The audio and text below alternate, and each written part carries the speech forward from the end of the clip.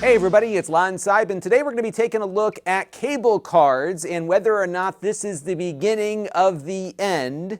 There was an article the other day in Tech Hive about Spectrum Cable sending out a letter to everyone who is using a cable card to determine whether or not they still needed to use that device.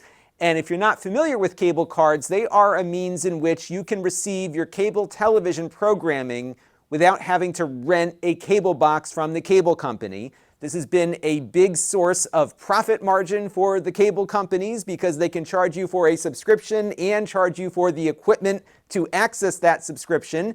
As we all know, they've basically encrypted or scrambled all of the things coming in over the wire, so you have to have something to decode those transmissions. And the FCC, many years ago, mandated that cable companies offer a means in which customers can use their own equipment if they don't want to rent something from the cable company.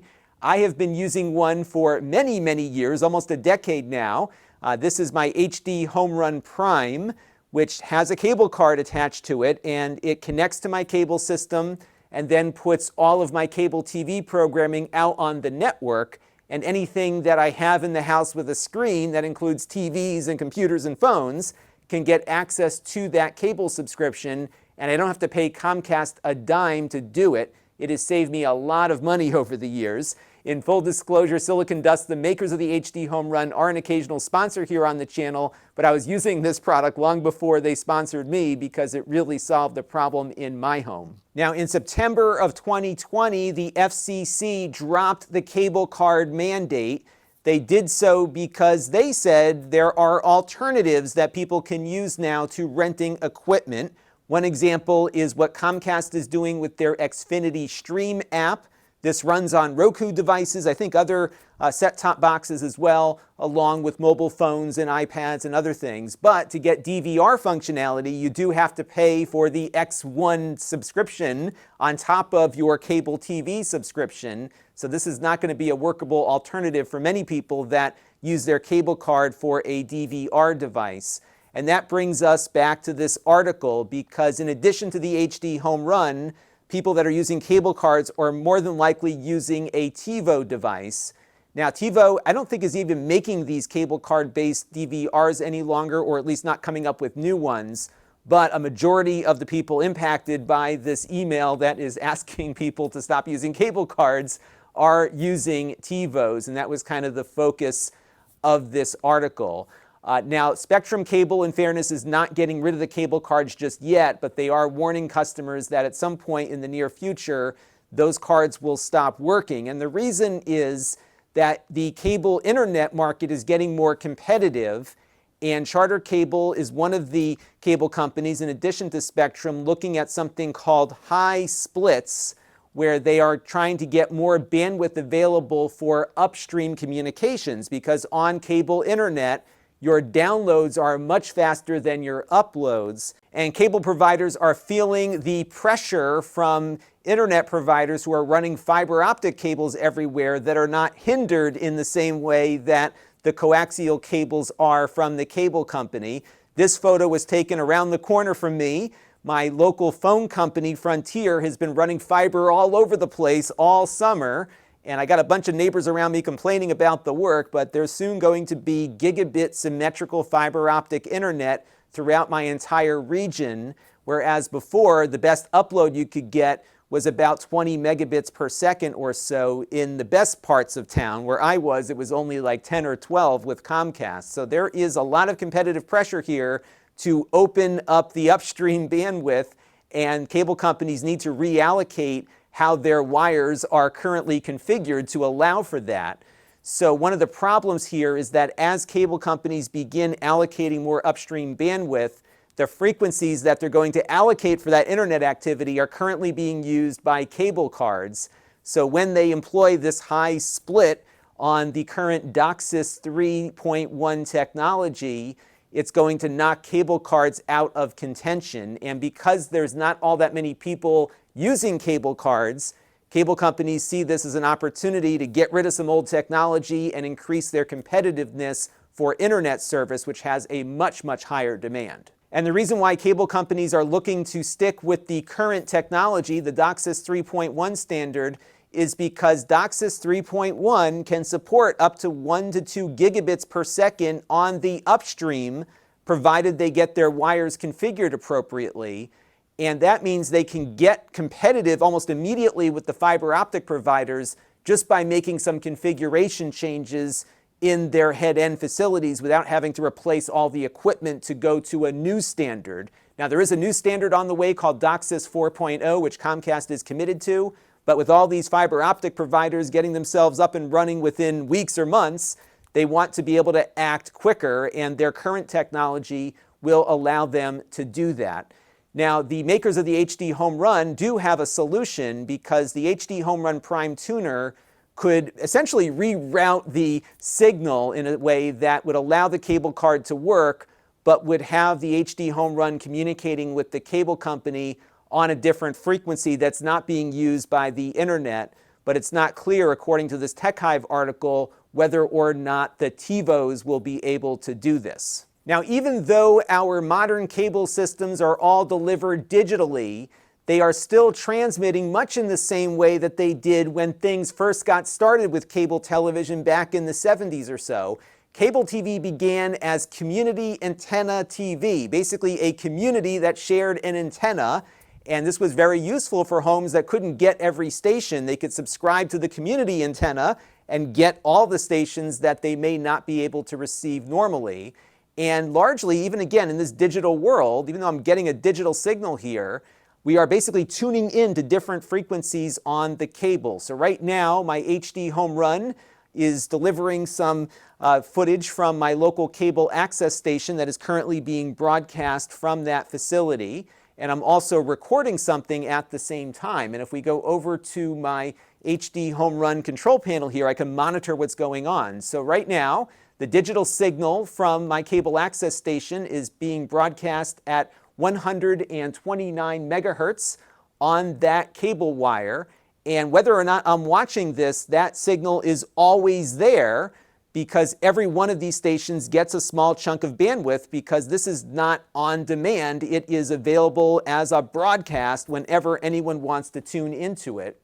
And then if we also look at my first tuner here, which is currently tuned into my ABC affiliate, you can see this one is at 351 megahertz. And although this is digital and we've got a bit rate here, it is pretty much the same concept as it was back at the beginning of the broadcast era, where you are tuning into something that has been allocated a certain amount of bandwidth on the wire.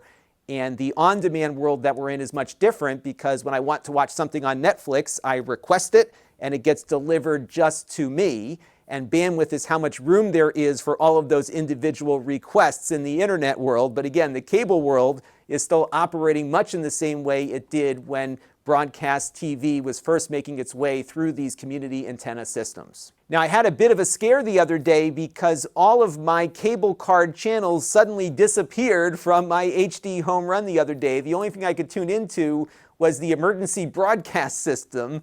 And a lot of other folks were having trouble apparently as well. I did hear from a few people when I tweeted out my woes here, and Reggie Burnett was one of them. He was fortunate that a quick rescan brought those channels back. For me, I was out for a couple of days. I did send a tweet to the Comcast Cares Twitter account. They never responded to me, but my channels magically just reappeared after I sent that tweet out. But I don't think CableCARD is long for this world, primarily because so few people are using it. And as cable companies begin transitioning off of how they're currently broadcasting TV stations, I just don't think it's very viable for them to continue offering this. And of course, the FCC is no longer requiring cable companies to offer alternatives, because in the FCC's mind here, because there are so many streaming options now, customers or consumers have lots of choices as to how they get their television. So that brings us to our final topic here, which are the alternatives. Now, of course, you could get your cable company streaming app, but as I mentioned, there are some limitations with this, so I can't record anything from Xfinity Stream without paying more for the right to do that. You could, though, get yourself some rabbit ears and another HDHomerun product called the regular HDHomerun. that offers over-the-air tuners so you can get things from your over-the-air stations. The problem where I live, though, is that I can't receive much over the air where I'm located, so I've never been able to make use of their over-the-air tuners because of the limitations I have based on where I live and how I can't pick up any broadcast signals. Now, another thing I've been playing around with, though, is channels, and I was using this a little bit when my CableCARD channels went out, and they have a couple of neat options here. So Channels is an app that charges you a monthly fee, but it provides DVR capability. It works with the HDHomerun tuners, but they also support something else called TV Everywhere. And when you log in over the Channels app to your Comcast subscription, in my case, you get access to a lot of your cable TV channels that you're subscribed to through this app, and it will also record those channels too. Let's have a look at that. So this is my channels control panel here, and I did do a video that has a lot more detail on how this works, which you can see at Lon.TV/TV Everywhere. But basically what I did is I logged into my Xfinity account, and then I got access to all of these streaming options, but I don't get my local channels, and I don't get all the cable channels that I'm subscribed to. So it's not a perfect solution, but it's one that did allow me to at least get a few of the cable channels that I wanted to record something on during the time my cable card was out. I don't think this is going to solve my problem in the long run because it doesn't get the local channels, which my wife and I like to watch.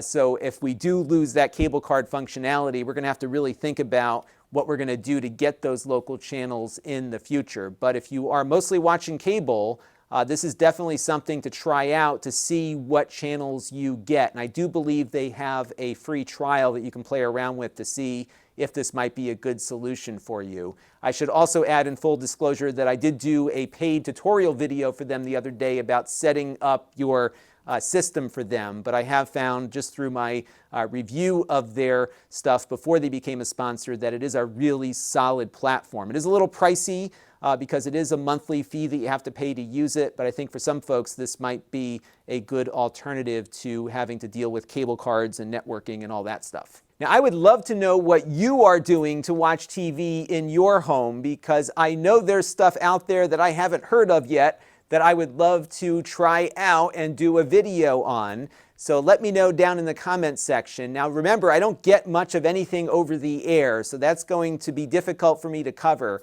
But if there are cable alternatives that you're using, or things like the TV Everywhere functionality on the Channels app that you think I should be taking a look at, do let me know in the comments section, and I will investigate that in the future, because I will have to be doing something at some point once Comcast pulls my cable card access away. And the events that occurred over the last couple of days got me really thinking about this again. The cable card's been working so great for, again, almost a decade that I haven't really thought about it all that much, but I think it's going to be time soon to reinvestigate how we get some of the TV stations into this house. Now, those of you who follow me know that my internet is actually coming in over fiber optic from Comcast, but the TV stuff is still coming in over the coax cable. So I have both coming in. Just no internet on the coax side. It's all on the fiber side now. And again, let me know what you would like me to take a look at down below in the comments section. And that is going to do it for this look at the end of CableCARD. It is coming. There's nothing we can do about it. There's not enough of us to keep this thing going,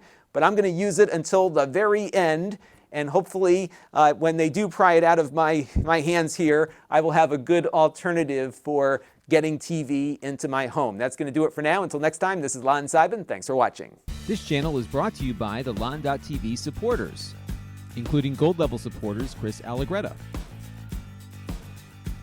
Brian Parker, Hot Sauce and Video Games,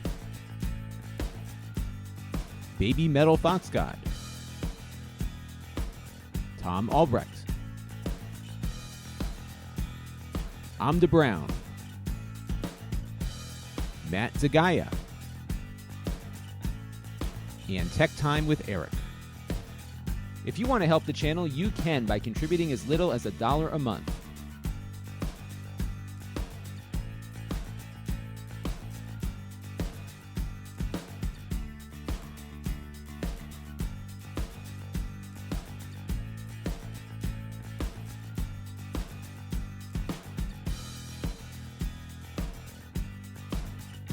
Head over to Lon.TV/support to learn more.